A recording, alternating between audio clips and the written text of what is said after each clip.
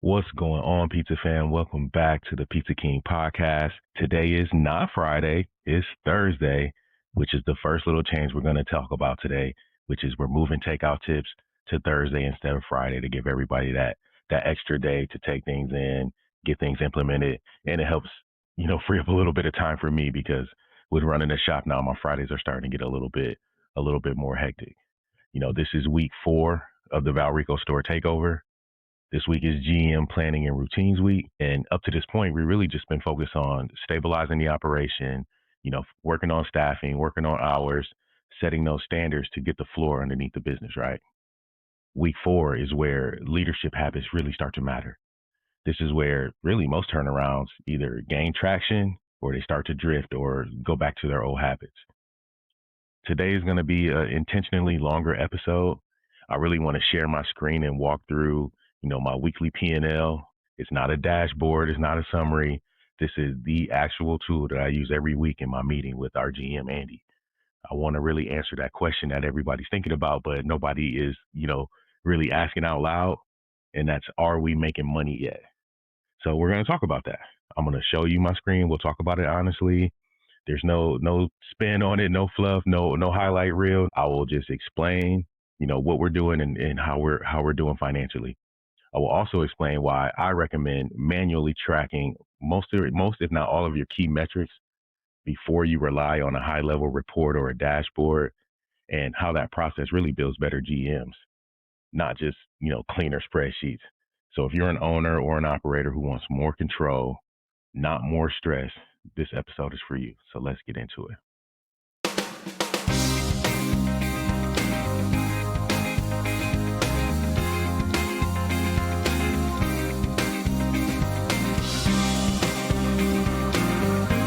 Man, that intro was a mouthful. But yeah, like we said in the intro, this is week 4. Week 1 we did food safety. Week 2 was all about cash management and setting those standards there. Week 3 we focused on training and bench. I tried to record an episode for week 3. I was in the shop. It was just not great quality, so I didn't put it out. Maybe we'll find a way to do that. But week 3 was all about training and bench, which, with a small crew like we have with only myself plus 5 others, there's not a whole lot of depth there as far as bench goes. But the training is good because we have already in place our one-to-one structure, which if you follow me or if you've been in one of my live classes or something like that, I'm all about pushing that 1-2-1 framework. One number one leader, 2 junior leaders, and 1 person in development. So we have Andy, who's our GM, number 1 leader. We have two shift managers, Nick and Eric, and we also have two other team members, Jess and Jevin, who are technically in development, but realistically everybody on the team is in development because of the process that we're going through. So there wasn't a whole lot of update in regards to that. Andy and I did have some conversations on, kind of where everybody is in their own process and what we'll do. We have not sat down and presented development plans to the team yet. So more to come there. Just a little bit of a shift. This week was really has been about planning and routines for myself and for Andy as the leaders in this business. And the big part of that is setting our cadence for weekly meetings and having that financial review. And I know everybody's been wondering, like, man, are you going to make some money, or is this going to, is it going to bury you, or are you going to be okay? And the answer is, yeah, absolutely. We're gonna be great. The store is really close to break even now and has a lot of upside to it. We haven't done any marketing. We haven't put out anything other than just, emails and text messages to our loyalty members. So we haven't really aggressively tried to grow sales at all, and we're already really close to where we need to be to break even. And I'll just pull up the screen and show you what my P&L looks like, because it is we're in a good spot. All right, so let's dig into it. So for context, first 3 weeks we talked about it. First 3 weeks were really all about stabilizing, staffing, hours. We addressed the staffing need. We only really had one major gap in the staff going into it, and that was having somebody up front to handle the transactions, to handle the phone. So we ended up bringing Jess in. We hired her first week. She's working out fantastic.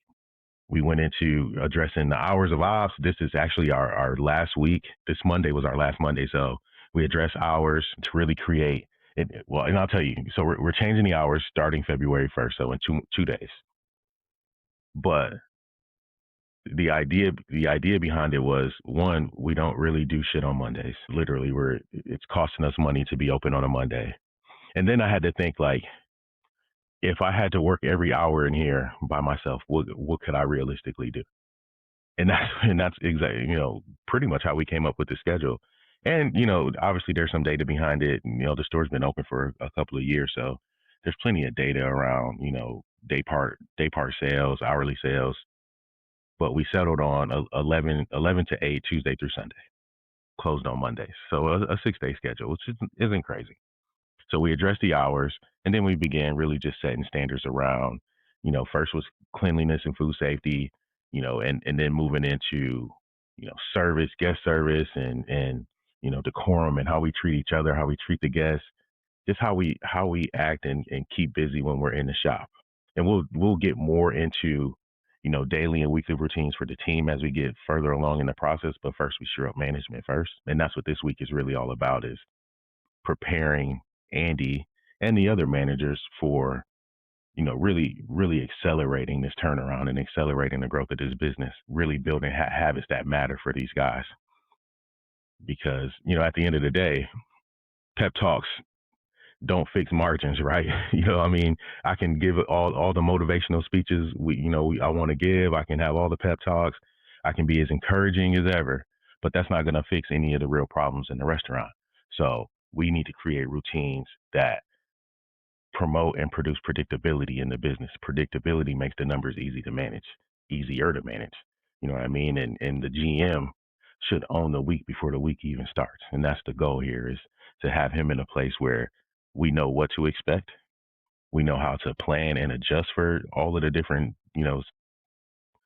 situations and scenarios, whether it be staffing, whether it be sales volume, whether it be large orders, things like that. So we really wanted to start to set up those processes and those routines and that system for him.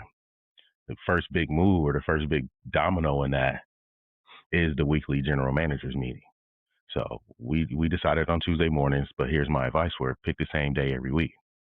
We have an agenda that is pretty much the same unless something comes up. We have our agenda. We have the same P&L format. I'm a big fan of the weekly P&L, and I'll tell you why in a little bit. But when you have this conversation and you have this set up, it starts to remove emotion from it, and it becomes more about the business, right?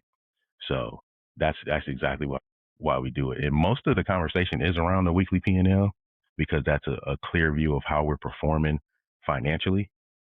But then we talk through staffing, we talk through people. We always lead with people. So talk through people, talk through, what we're doing with the staff and how we're handling the schedule. Then we talk about our financial performance, and then we'll talk about what we want to accomplish for the week. So, and it's not a one-way conversation. This is a two-way street. So what does he see? How does he feel? And how do we adjust? And then we work through those things together. I love the weekly P&L, and that's really what I wanted to talk about today, because I want to answer that question on whether or not we're making money. And look, the answer is not yet, but we're really close. I like the weekly P&L, and I really like doing it manually because it builds habits, right? So having a weekly P&L, this is not like hiring an accountant, you know what I mean, to run your books at the end of the month. This is not accounting. This is a management tool. This is an operations tool. The goal is to have visibility, not perfection, right? We want to be able to see everything that's happening on the back end. And then we want fast feedback, and this gives us the fastest feedback on how we're performing. So let me just share what it looks like. And I apologize for anybody that's listening to this, because you won't be able to see my screen. All right, so I'll share that. Listen, go to the YouTube channel and take a look at this one. So this is my weekly P&L sheet. If I can get it to the point where you can see. All right, it has a setup tab where we put in, obviously weeks per month as far as allocation, what our payroll taxes look like, third-party commissions, royalties, marketing co-ops, all these different costs.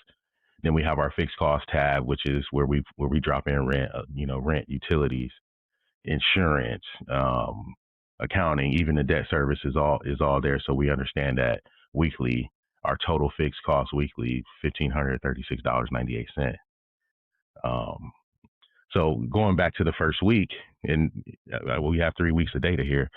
Week one, we did total revenue $7,202, and we lost $680, 9.4%. And you go, man, that's that's a lot of money to lose in a week, and it is a lot of money to lose in a week, and you can't run very many weeks like that unless you start to make some adjustments. But if you don't see it and you don't understand it, then you don't know how to fix it. And what we look at mainly is we start to just look at our scoreboard, which is total sales, what our prime cost, which is food, food and labor, cost of goods sold and labor, net operating income, NOI. We look at our NOI percentage, and if we had a fluctuation in fixed costs. One of the driving factors, the most important, is really going to be how we manage prime costs. Big two, food and labor. Our goal is 60 to 65% here. So we know that running a 71.3 is not going to get us to profitability. Now, there are some caveats here, because there are some costs that are built into this that aren't costs that we actually have at the moment, but we're planning for them. So we need to see the real picture. So week one, we lost $680. Did $7,202 in sales. We lost $680. Week two, we did $7,514. Prime costs went up to 73.9. We lost $954. Prime costs did go up. Our sales went up, but it was really more third party sales. And that was one of the things that I was really looking at. Like, is this helping us or hurting us? We saw an increase in third party sales because we ran a co-branded or co-funded promo, but it didn't help us get to more profit. So we needed to address that. Last week we did less in sales. Actually, we did $7,422 in sales. We dropped our prime cost down to 70.9%, and we only lost $557. We went down in third party sales, but we increased in first party sales, and a lot of that came through online. And I have a different sheet that I track, daily, and I do this every single morning, where I go in and I look at how we performed on third party, how we performed on all the platforms, Uber, DoorDash, how we performed first party, how many online orders did we get, did we take, and we're only delivering on the weekend, so I'm not really tracking delivery.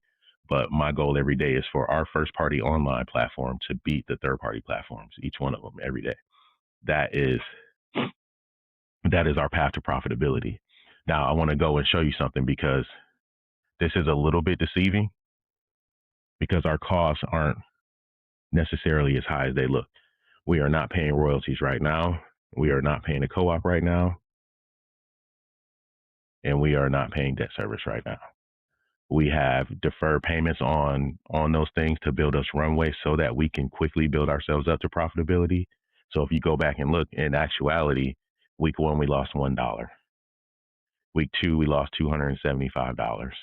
Not as bad as it looked. And then last week, we actually made $121. Now, understanding that that's close, getting us to break even, that's fine. But in a few months, we have bigger expenses to cover. So we need to make sure that we're doing the sales. Our goal is to increase sales. Initially our first tier goals is to increase first party sales by $2,000 a week. That's going to happen through, increasing the frequency of our loyalty promotions and our loyalty communications, getting our existing customers to come back, one or two more times, and, come back a little bit faster than they come back. We're not in the mode where we're trying to really go after new business.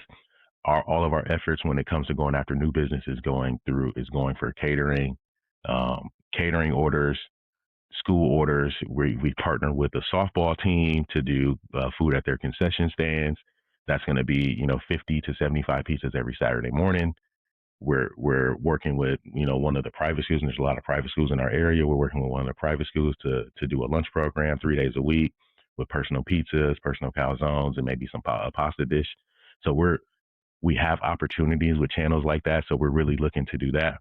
But this is where we start, and this is where we start to have those conversations by digging into this P&L every single week. I love to do it weekly, and I'll stop my screen share here. I love to do it weekly because it really keeps your finger on the pulse when it comes to being a manager. It's not like a dashboard, and I don't have anything against dashboards, right? Dashboards are very convenient, but convenience can't hide problems. You know what I mean? When you're taking over a store and a store's been struggling, you need a little bit of friction, not shortcuts. You need to know what's broken and where you need to fix it. I like touching the numbers every day and every week because I can notice errors a lot faster. A dashboard will just tell you what you want to see. You know what I mean? I can see errors faster. I can ask better questions. I can learn what actually drives the results by manually doing this. You know what I mean? Pulling sales by channel manually, shows me how the mix is changing week to week. I saw where Uber sales climbed and DoorDash took a step back. Or if we run a promo here, what's that going to do for the daily sales? You know what I mean? Writing down and looking through, the schedule and seeing those labor dollars and how they compare really stops me from overscheduling, and really stops Andy from overscheduling. You know what I mean? Tracking usage exposes, drifts in portions. So if we're counting our inventory and we're tracking our cheese usage, it really helps us see it faster. And that's the goal here, is to see and react much quicker. You know what I mean? So dashboards are great. They summarize, but manual work teaches you what's really going on. So if you can't, and this is what I tell a manager, a new manager, or somebody that I'm working with, if you can't explain the number, you shouldn't automate it. You know what I mean?